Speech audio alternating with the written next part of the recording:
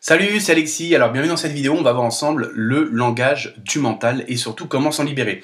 Alors cette vidéo, elle est super importante parce que tu vas vraiment comprendre comment le mental communique avec toi. Et c'est la même chose pour tout le monde, je te le dis clairement. C'est les mêmes processus, comme par exemple sur Terre, les femmes sont toutes différentes, mais il y a un tronc commun. Hein. C'est comme ça qu'on sait faire la différence entre une femme et un homme, par exemple. Et les hommes, c'est pareil. On a beau avoir plein de différences, il y a quand même toute une armature, un tronc commun qui est le même. Et le mental, c'est pareil, il y a un tronc commun, il y a une armature qui est le même pour... voilà, la jalousie en Colombie, c'est la même qu'en France, c'est la même qu'en Italie, c'est pareil, on retrouve les mêmes schémas. Donc là, c'est pareil, donc ton mental, il fonctionne d'une certaine manière, et surtout, il communique avec toi d'une certaine manière. Et en fait, tu as deux options qui s'offrent à toi, c'est que soit tu comprends comment ton singe à l'intérieur, il parle, soit pas. Mais il y en a un qui va te faire sentir bien et qui va faire que tu vas être au contrôle de ta vie, mais pas le contrôle dans le sens de vouloir chercher contrôle, mais dans le sens d'être bien avec ta vie, d'être beaucoup plus aligné avec toi-même et dans ton authenticité, donc au contrôle entre guillemets de tes choix, puisque un choix est un contrôle, et donc tu vas apprendre à t'en libérer. Alors, ce qu'il faut comprendre déjà, c'est que déjà la première source de mal-être en toi, ou dans ta vie, c'est pas les conditions extérieures de ta vie, c'est pas ton voisin, c'est pas si t'es né d'une famille riche ou pauvre ou je sais pas quoi, ton boulot, ton boss, ton machin, ça c'est des conneries, c'est ton mental. La première source de mal-être, c'est ton mental. Ne me crois pas, vérifie, tu verras. Imagine cet après-midi, tu vas faire une marche de 2 heures, je sais pas, dans la nature, et à un moment où tu te sens mal, c'est la mouche d'à côté qui te fait sentir mal. C'est juste parce que tu as un scénario tout pourri qui tourne dans ta tête et qui génère des émotions négatives. Et donc dans cette vidéo, on va voir comment s'en libérer, et tu vas voir que je vais te montrer une technique qui, par contre, ça c'est une technique qui sort de mon cru, qui est un dérivé des techniques où j'étais formé sur l'art du lâcher-prise et l'acceptation. Et donc du coup, je vais te la montrer. Je te conseille bien évidemment de surtout pas l'utiliser, ça pourrait te donner des bons résultats, donc surtout ne l'utilise pas. Tu ne la trouveras nulle part ailleurs, puisque celle-là elle vient de moi, c'est moi qui l'ai trouvée, donc j'ai déjà publié sur mon blog, etc. Et tu verras que bientôt, tes marketeurs 2.0 vont l'utiliser en la modifiant un petit peu pour se faire plein de pognon, mais la comprendront pas. Voilà, ça c'est dit aussi. Donc du coup, comment fonctionne le mental? Alors le mental, imagine que ton mental, donc c'est quoi le mental déjà? C'est ce que j'appelle le générateur de pensée. C'est-à-dire que quand tu essayes de méditer, si ça a déjà été le cas, tu te rends compte que tu as des pensées non-stop. C'est-à-dire que toi, tu as pris une décision, lever le bras droit. Et le bras droit se lève pas, c'est pas toi qui le contrôle. Donc pour l'analogie avec la méditation, c'est que tu as décidé de fermer les yeux, de te centrer en toi-même et d'arrêter de penser. Puis tu continues de penser.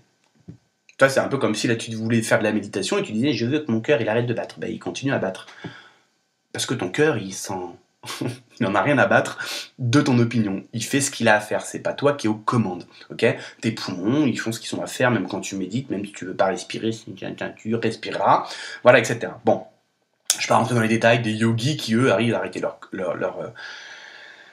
cœur, etc., par la pratique, etc. Et ils y arrivent, et d'ailleurs, en fait, quand ils t'expliquent comment ils y arrivent, ça rejoint ce que je veux dire là. Mais peu importe, on va dire que tu n'y arrives pas. Et ton mental, c'est pareil. Ton cœur, son rôle, c'est de pomper du sang, tes poumons pomper, entre guillemets, brasser de l'air, pour faire ce qu'il a à faire, pour faire marcher l'ensemble de ton corps. Et ton mental, son taf, c'est de générer des pensées. Voilà. Donc ton mental, en gros, il va générer des pensées non-stop, c'est un flux de pensées, ok? Et il va penser à des événements du passé ou du futur. Ok, il va toujours basculer entre les deux, etc. Il n'aime pas du tout le moment présent, le machin. C'est pas son kiff, c'est pas sa cam.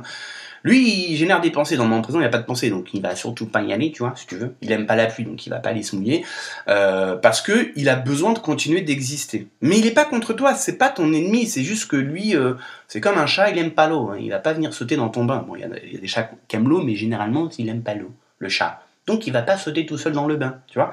Ton mental, le moment présent, c'est pas, non, c'est mort. Donc il va pouvoir générer de la pensée en ressassant des événements du passé, et il va pouvoir générer des pensées en pensant au futur. Dans le moment présent, il génère rien du tout, donc il peut pas faire son taf, donc il arrête de battre, il arrête de pomper de l'air, donc il ira pas là, ok? Mais c'est dans le moment présent que toi t'as ton bien-être, ok? Donc maintenant, ton mental, comment il fonctionne? Tu te rappelles les dessins animés de Disney, il y avait déjà des indices. Tu sais, quand tu voyais Mickey, avec dans l'oreille gauche, le Mickey sous forme diable qui était là et qui te susurrait des trucs à la con, et puis à droite, dans l'oreille droite, Mickey ange.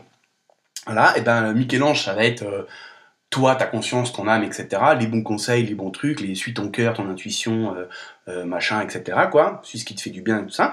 Et puis à gauche, le mental, sous forme de diable. C'était schématisé pour montrer le côté négatif. Parce qu'effectivement, dans sa manière de communiquer, le mental paraît, je dis bien paraît, négatif, paraît être ton ennemi, alors qu'en fait c'est ton meilleur ami. Donc là, tu as le choix de le voir comme un ennemi, c'est-à-dire que comme tu l'as vu pendant des années sans même t'en rendre compte, ou alors te dire, bah, si c'est mon best friend, en général, mon best friend, il me veut pas du mal. Du coup, comment il communique le bazar? Bah, c'est ce qu'on va voir maintenant. C'est que ton mental, alors déjà, il communique d'une certaine manière, et ensuite, il cherche à te faire passer un message. Mais pourquoi il veut te faire passer un message? Pour t'aider, ok? Ensuite, ce qu'il faut comprendre, c'est que ton mental, son but, c'est de te protéger. Donc c'est une forme d'aide aussi. Et ça, c'est très connu dans le monde de la psychologie et du développement personnel. Ton mental cherche à te faire rester dans ta zone de confort. Pourquoi? Parce que c'est du connu, donc c'est sécurité ou sécuritaire. Okay. Mais troisième point, ton mental doit aussi, et ça c'est des points, c'est les 3 premiers points que tu devrais marquer sur une feuille, il doit aussi valider, suivre, faire marcher les programmations qui sont contenues en lui. Donc regarde, il veut te communiquer un message, son but c'est de te garder en sécurité dans sa zone de confort, et point numéro 3, son but aussi, une de ses fonctions, c'est de valider et faire marcher, faire en sorte que, que tu vives les programmations qui sont contenues en lui, okay, que tu as acquis au fil du temps. Mais les programmations qui sont contenues en lui font aussi partie de ta zone de confort. Donc son but, en te faisant rester dans ta zone de confort, c'est de valider sa programmation, et pour valider sa programmation, de te faire rester dans ta zone de confort. C'est pour ça que le changement est compliqué. En tout cas, il paraît compliqué. Ok ?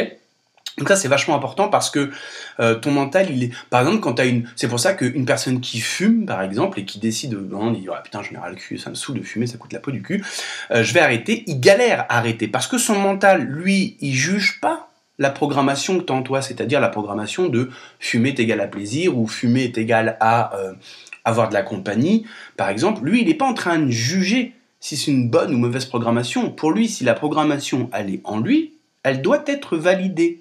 S'il y a une feuille dans le tiroir, c'est que la feuille, elle doit être là. Tu vois ce que je veux dire?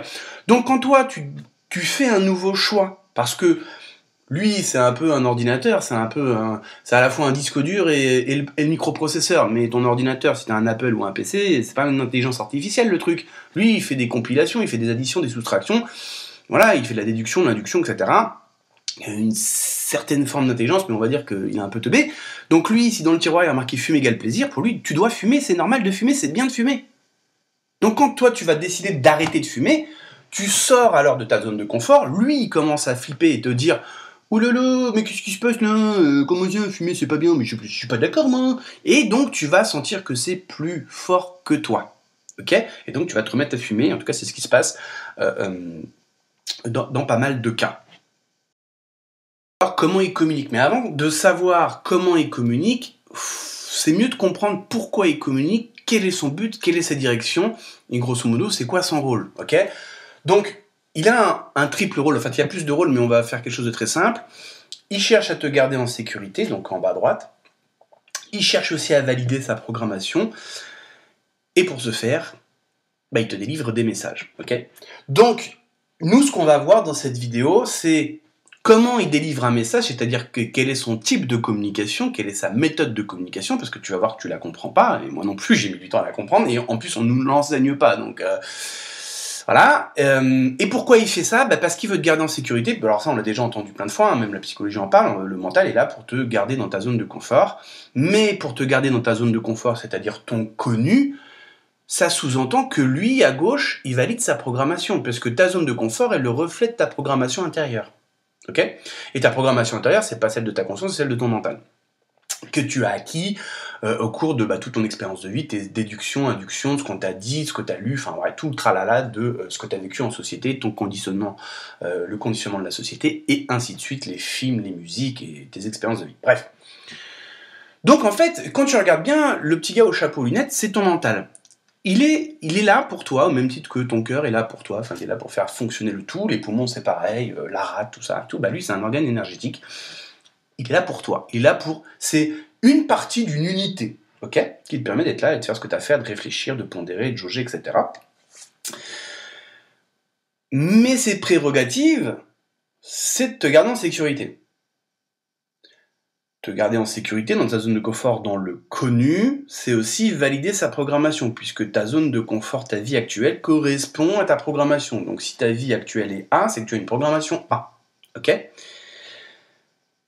Maintenant, et c'est pour ça que le changement est souvent perçu comme quelque chose de difficile et inconfortable, c'est parce que quand tu cherches à sortir de ta zone de confort, donc ta zone de sécurité, par exemple on va dire que ton jardin c'est ta zone de confort et que tu essayes de mettre un pied en dehors, lui le coco au milieu il fait pap pap pap pap pap et là il te délivre un message. Sauf que maintenant, on va voir comment il délivre un message.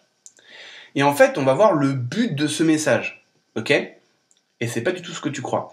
Tu vois, quand je parlais de Mickey avec le côté Mickey diable dans l'oreille gauche et le Mickey ange dans l'oreille droite, effectivement, en apparence, la manière dont le mental délivre son message paraît négatif et paraît être souffrant. Mais en fait, tu vas voir qu'il est souffrant parce que c'est toi qui combats ton mental. Donc en fait, c'est toi qui es dans une posture sans même t'en rendre compte parce que c'est devenu automatique. Dès que tu détectes une pensée négative, une émotion entre guillemets négative, ou plutôt, ça c'est vraiment une fraction de seconde. Mais dès que tu es face à ce que tu ne veux pas, automatiquement tu te sens mal. Ok ? Et tu vas voir que ça, tu as le choix sur ça en fait. Lui, le mental, il faut que tu le prennes comme un chien, un chat, un singe ou un gamin de 4 ans qui va communiquer de cette façon-là. Okay. Imagine un gamin de, je sais pas moi, 5-6 ans qui a la fête foraine avec ses parents. Imagine, voilà la situation, on l'a déjà vu dans des films, et le gamin, il voit qu'il y a un marchand de glace, donc forcément il a envie de se taper une glace au chocolat, donc qu'est-ce qu'il fait ? Il fait « Papa, papa, m'achète une glace », puis il voit que le papa il répond pas. Donc le gamin, c'est ton mental, il communique, et toi, donc l'adulte, ignore, n'écoute pas. Ok ? Et qu'est-ce qu'il va faire le gamin à ce moment-là ? Bah, il va commencer à essayer d'attirer l'attention du papa. Hein. Il va tirer la poche de papa, il va tirer le pantalon, genre en gros, hey oh, allô, je suis là, tu vois. Et qu'est-ce qui se passe ? Bah, il se passe rien, justement, le papa, bah, je sais pas, il est dans ses pensées, il est ailleurs. Enfin, on sait pas. Bref. Qu'est-ce qu'il fait, le gamin ? Bah, il augmente le volume, il tire plus fort la poche de papa. Il va parler plus fort. Bah, regarde, ton mental, il fait quoi ?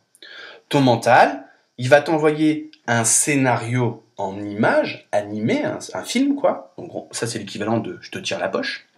Quand il voit que je t'ignore, t'en as rien à foutre, bah il augmente le son, il y met de l'émotion.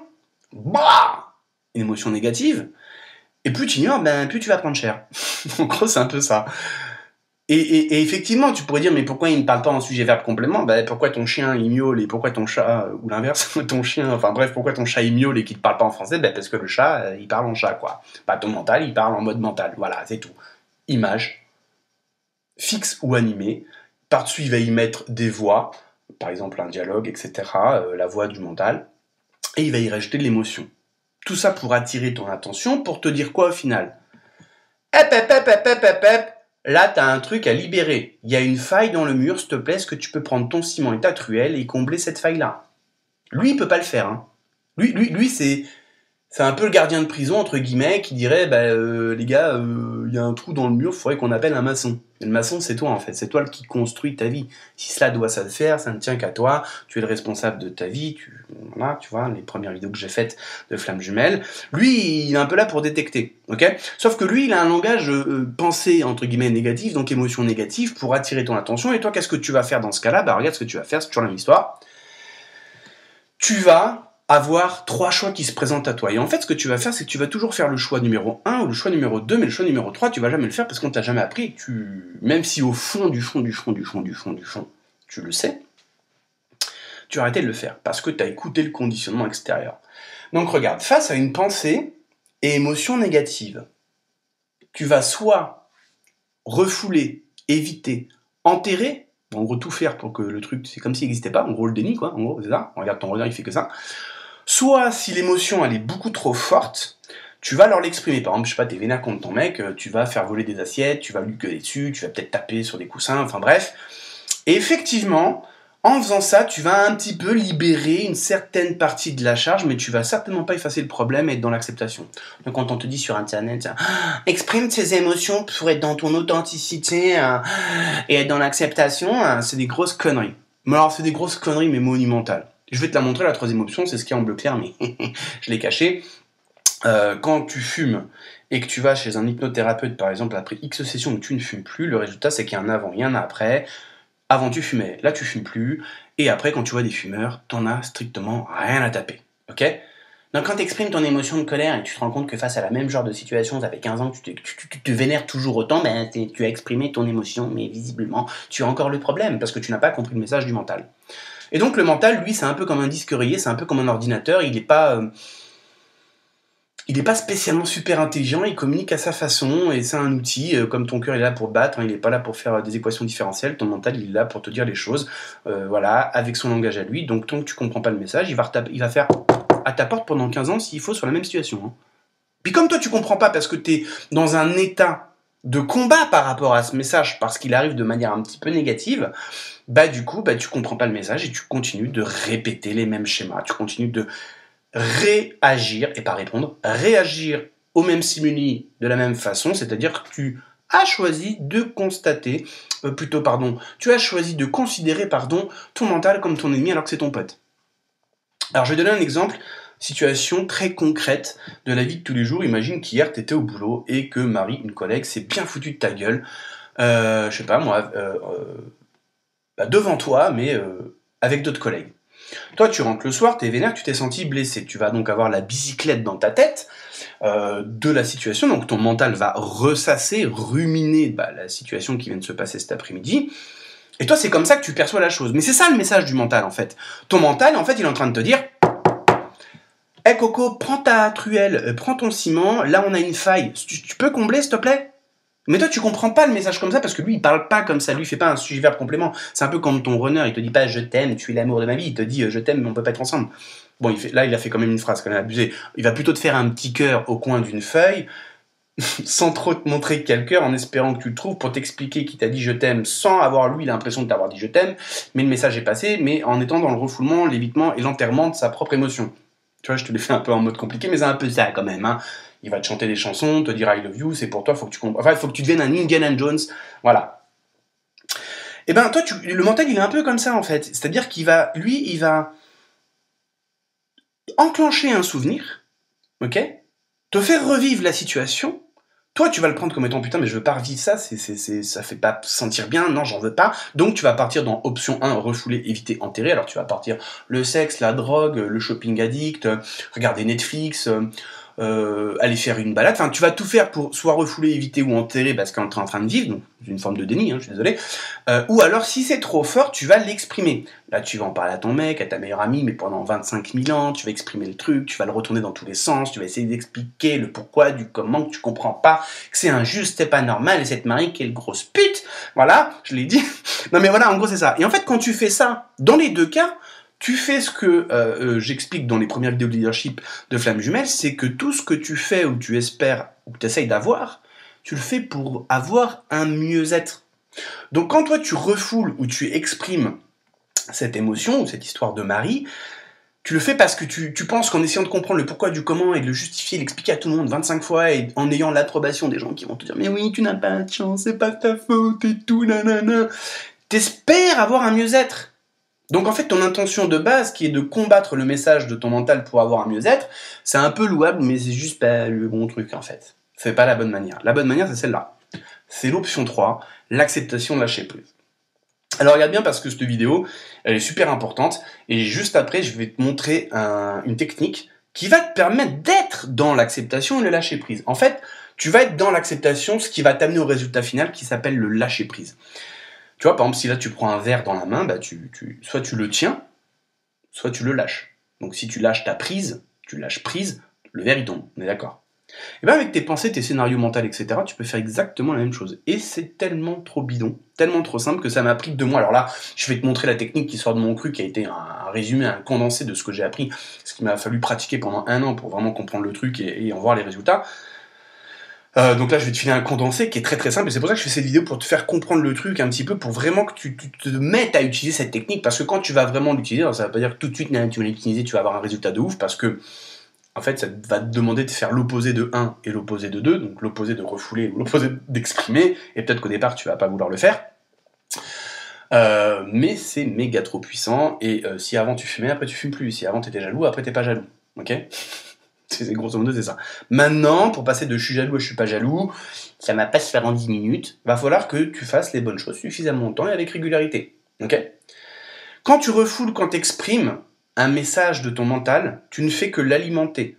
Tu ne fais que, tu vois, quand tu ignores le gamin à la fête foraine, bah, il va te casser les couilles jusqu'à que tu lui donnes de l'attention. Tu vois? Bah, ton mental, c'est ça. Parce que pour le mental, il considère que le message qui est pour ton bien, qui veut te faire passer, toi tu l'ignores. Donc il va venir toquer à ta porte pendant 15 ans sur la même situation. Et c'est pour ça, dit différemment, que on dit qu'on nourrit les mêmes schémas parce que face aux mêmes stimuli extérieurs, face aux mêmes situations, on réagit de la même manière. Donc c'est pas on répond, parce qu'une réponse à une situation, c'est on choisit de comment on veut répondre. Tu choisis soit 1, soit 2, soit 3. Ok? Tu réagis, c'est-à-dire que c'est des automatismes. En fait, tu es parti en mode combat par rapport aux pensées, aux émotions négatives, et donc au message de ton mental en mode automatique. Tu n'es plus vraiment au contrôle parce que tu as fait le choix 1 ou le choix 2 qui sont devenus des automatismes comportementaux. Donc là, évidemment, on va te demander de faire différemment, d'être dans l'acceptation, ce qui va t'amener au lâcher-prise, puisque le lâcher-prise, finalement, est un résultat de l'acceptation, et on va voir comment ça fonctionne.